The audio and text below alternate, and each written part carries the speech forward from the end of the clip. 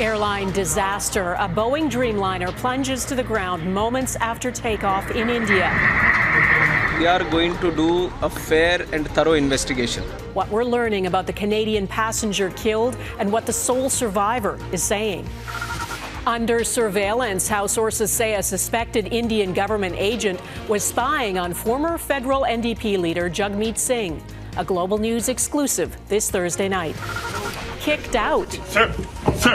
Why this California senator was forcibly removed from a news conference. And specialized surgery. It could really open up a lot of doors for more independence. The procedure that could change this Canadian teenager's life.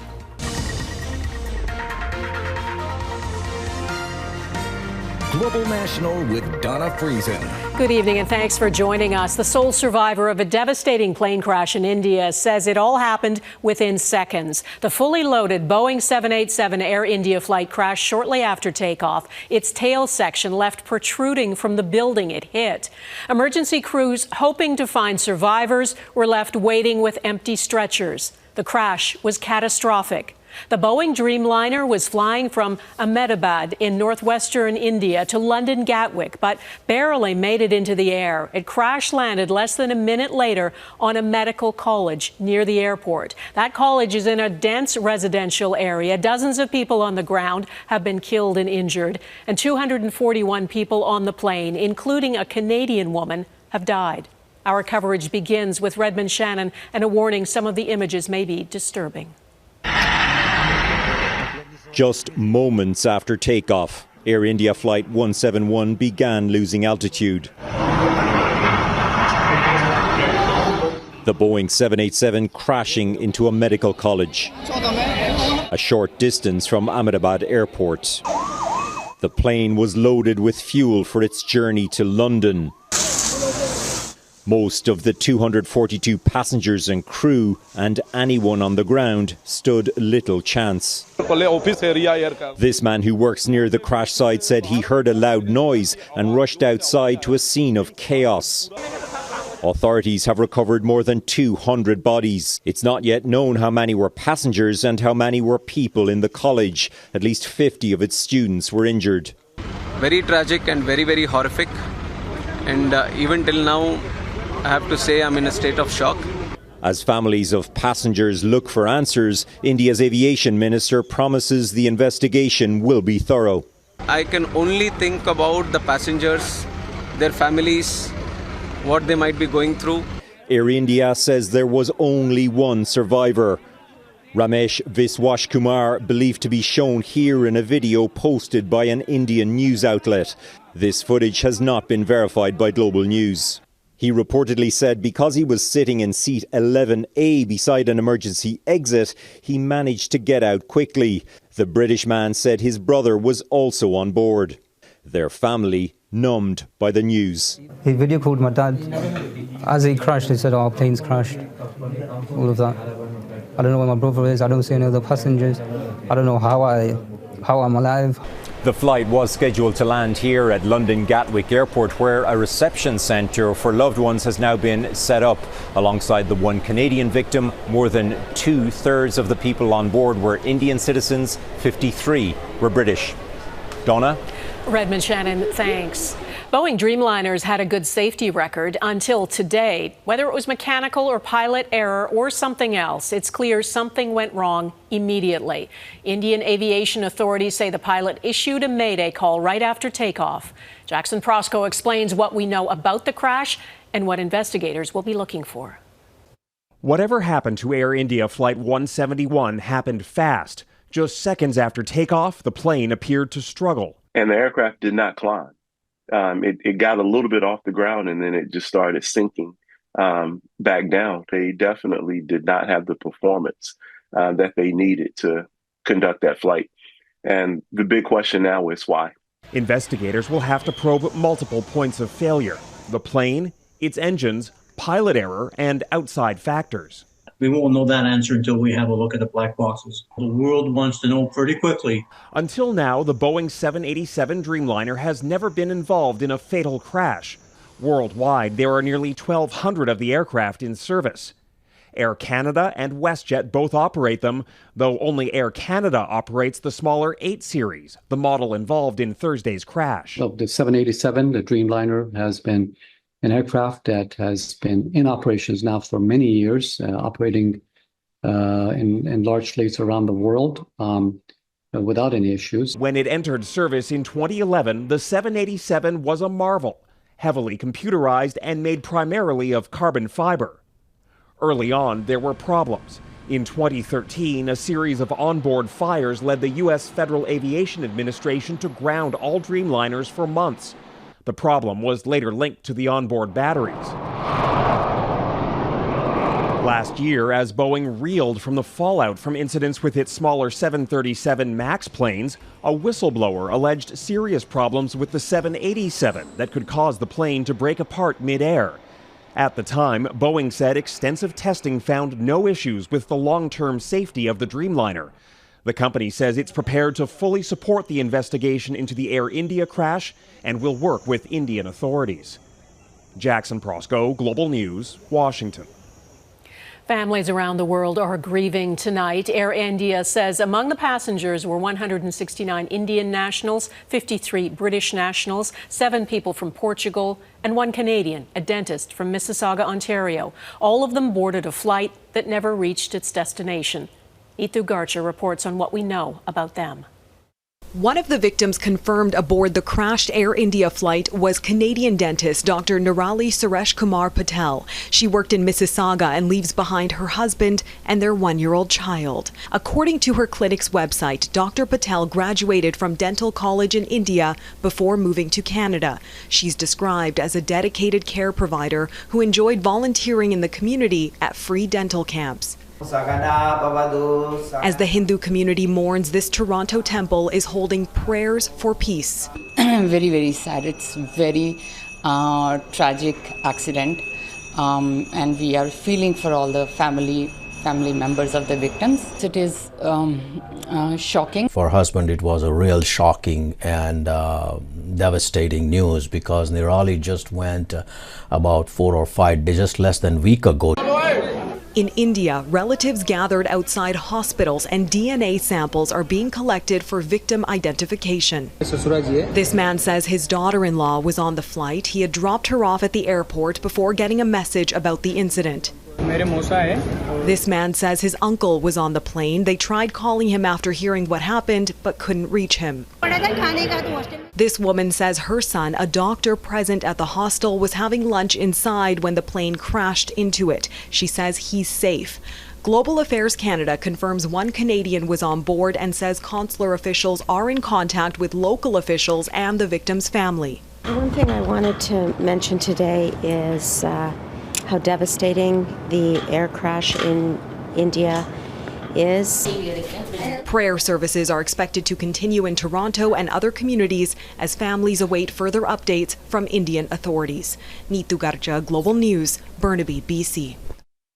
Israel has launched strikes on targets in Iran after the American president warned there was a chance of what he called a massive conflict in the Middle East. There are reports of explosions being heard in the Iranian capital, Tehran. It's not clear what has been hit. According to several U.S. news outlets, Israel was poised to launch strikes against Iran's nuclear facilities. The U.S. ordered its embassy in Iraq to partially evacuate Wednesday in case of retaliatory strikes from Iran. It's also restricted movement of staff in Israel. Global Affairs Canada says it won't comment on reports about the situation. Talks between the U.S. and Iran on a nuclear deal are set to continue next week, and President Trump had urged Israel's Prime Minister to avoid attacking Iran during those negotiations. A Global News investigation has uncovered who put former NDP leader Jagmeet Singh under surveillance in 2023, prompting the RCMP to put him under tight police protection.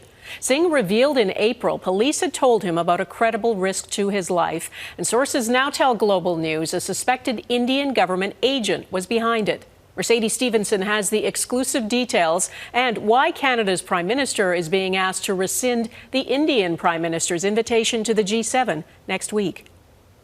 Let's get out there and do it! Jagmeet Singh is used to being in the public eye.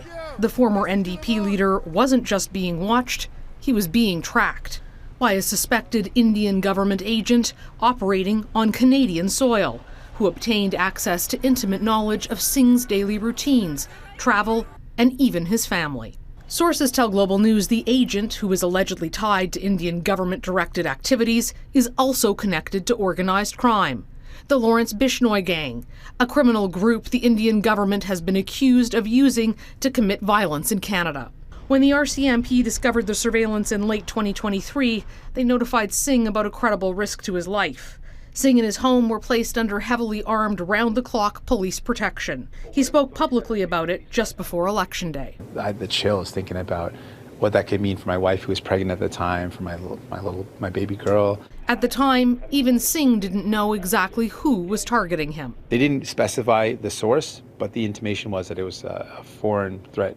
The revelation a suspected Indian agent tracked a Canadian federal leader is a chilling escalation of foreign interference threats in Canada. But for many in the Sikh community, it is both frightening and familiar. Community is very, very upset. Hardeep Singh Nijjar was murdered outside his Gurdwara in Surrey, BC in 2023. Nijjar, a Sikh, had long angered India by promoting independence for the Indian state of Khalistan. Prime Minister Trudeau first publicly linked India to Nijjar's murder. Canadian security agencies have been actively pursuing credible allegations of a potential link between agents of the government of India and the killing of a Canadian citizen. The RCMP say the Bishnoi organized crime group carried out the execution, the same gang the Indian agent surveilling Singh was connected to. National security sources tied Nijjar's killing to the highest levels of the Indian government, Prime Minister Modi's right-hand man, an allegation India has denied. The RCMP says India is responsible for more than just Nijjar's murder. We reached a point where we felt it was imperative to confront the government of India and inform the public about some very serious findings that have been uncovered through our investigations. Singh's former colleagues reacted with shock. When a foreign state is threatening the lives of a federal Canadian political party leader, I think it's incumbent upon the Prime Minister to protect us. Modi will arrive in Canada this weekend on Prime Minister Mark Carney's invitation.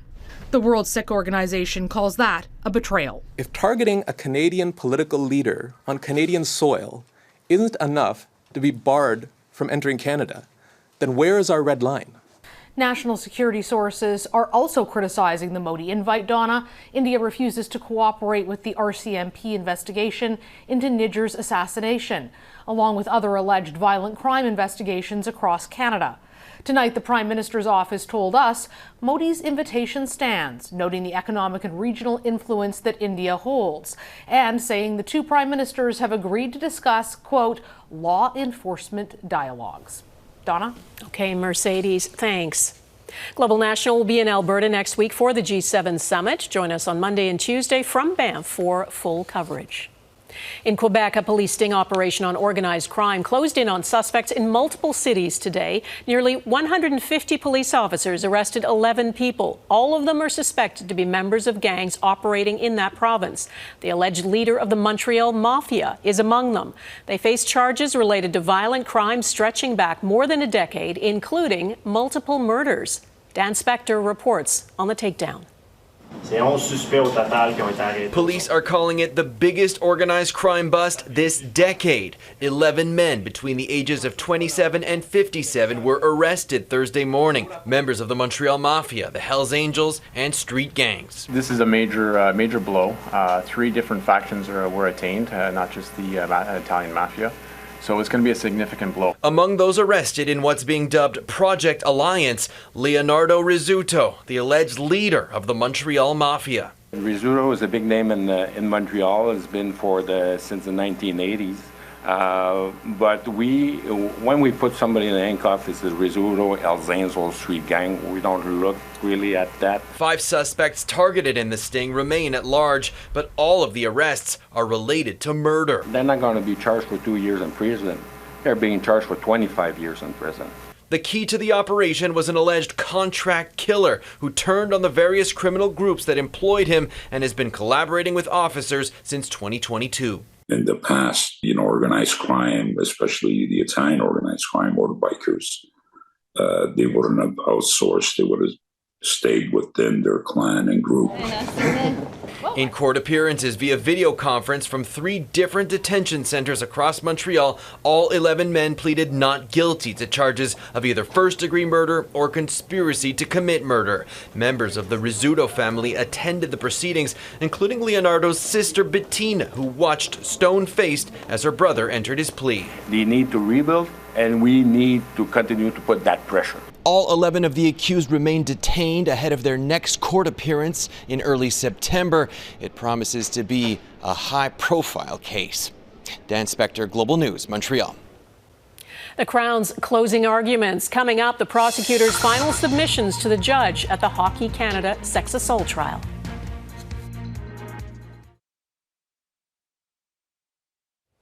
In London, Ontario, prosecutors are wrapping up their case against 5 former World Junior hockey players. It's alleged Michael McLeod, Carter Hart, Cal Foote, Dylan Dubé, and Alex Formanton had non-consensual group sex with the complainant in a hotel room in 2018. Sean O'Shea was in the courtroom as the Crown attorney made her closing arguments. Sean. Donna, for almost 3 days, defense lawyers attacked the credibility of the complainant, known as EM, at various times calling her a liar with an agenda. Today, the Crown attorney had a chance to say otherwise. But in wrapping up the prosecution's case, Crown attorney Megan Cunningham said any memory gaps in her testimony are because she was experiencing a trauma response because of what happened in the hotel room. Gaps in memory don't make her a less credible witness, Cunningham told the judge. EM testified she'd been drinking a lot at a local bar where she met some of the hockey players and left with Michael McLeod for consensual sex in the room. McLeod sent a text message to other players inviting them to join in, and court heard as many as 10 men showed up in the room. EM had testified, "It didn't feel like I had any control. I didn't feel like I had a choice about having sex with the men," she told the court. The Crown attorney said that over the course of 9 days on the witness stand, EM was not resentful and had no evidence of motive to fabricate. Lawyers familiar with the case but not involved in it say guilt or innocence boils down to consent and the complainant's credibility with the judge. The Crown has to prove for each act and for each co-accused who did what, the absence of consent. Her Honor is going to write a roadmap as to how she got to her decision, her reasoning on what she believed and why. Lawyers for the 5 defendants still have a chance to reply to the Crown's arguments. As for a decision in this case, the judge says she'll render that on July 24th. Donna. Okay, Sean O'Shea in London, Ontario. Thank you. Forced out and handcuffed next. Why this happened to a U.S. senator.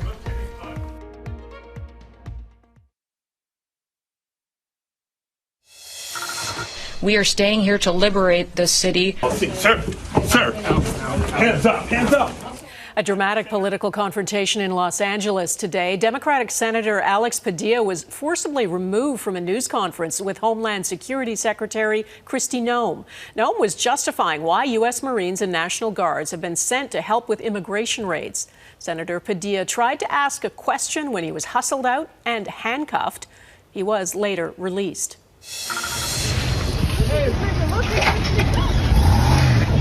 Protests against the federal immigration raids are spreading across the U.S. Protesters say the roundups of people are tearing communities and families apart. U.S. Central Command now says 700 Marines could join National Guard troops on the front lines within 48 hours. California's governor has appealed to a federal court to stop Trump from using federal troops in the raids. Medical breakthrough next, the pioneering surgery giving hope to a Canadian teenager.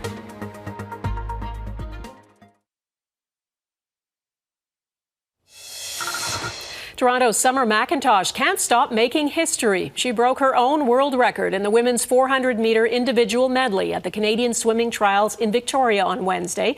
McIntosh is now the first swimmer to break 3 different individual long course world records in one swim meet since Michael Phelps did it at the 2008 Olympics. Doctors in Toronto are trying to help a 16-year-old who was left with limited movement after a bike accident last year. This week, he'll become the youngest person in Ontario to undergo a special type of spinal surgery. Catherine Ward has his story. Hockey fan Henry Black is everything you might expect from a 16-year-old. I like to play video games. But on a bike ride almost a year ago, his life took an unexpected turn. Henry picked up speed going downhill. Oh, I don't actually remember hitting the tree. I got a phone call from Henry's friend, said that Henry had a bad accident. He couldn't move his body. Henry underwent a 9-hour surgery, and doctors found his C4 and C5 vertebrae were damaged, rendering him a quadriplegic. I was gonna start grade 11, obviously. Boom. So everything just changes. For the last 11 months, the Holland Bloorview Rehabilitation Centre in Toronto has been Henry's home. First pick of the draft.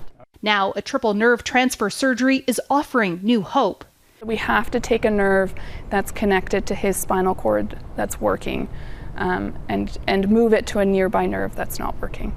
Henry will be the youngest patient in Ontario to have the procedure. It does have some movement of his shoulders, his arms, and his hands. And again, the hope is that this nerve surgery can help augment and strengthen some of that movement, which could make a big difference in quality of life. Help with opening and closing my fingers and getting some triceps so I could push down, and it could really open up a lot of doors for more independence. Dr. Dengler is leaving the surgery. She notes there is a limited window for this procedure. Within sort of 6 to 12 months to allow the nerves that we reconnect to grow down towards the muscle before it's too late. While the outcome is not guaranteed, Henry and his family are optimistic. So we're hopeful for anything, whatever that is.